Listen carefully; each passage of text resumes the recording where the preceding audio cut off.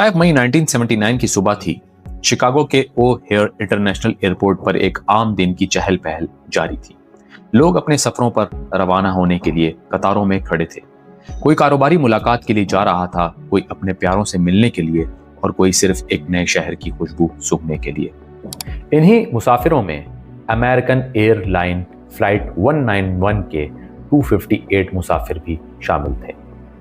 ये मुसाफिर अपने 13 अरकान के साथ थे। ये परवाज शिकागो से लॉस एंजलिस जा रही थी। एक मामूल का सफर, मगर किसी को अंदाजा नहीं था कि ये इनकी जिंदगी का आखिरी दिन बन जाएगा। दोपहर के वक्त जब जहाज के इंजन गर्म हो रहे थे, रनवे पर एक हल्की सी हवा चल रही थी।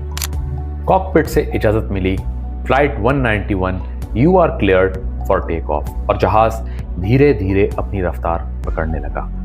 चंद लम्हों बाद जब त्यारा जमीन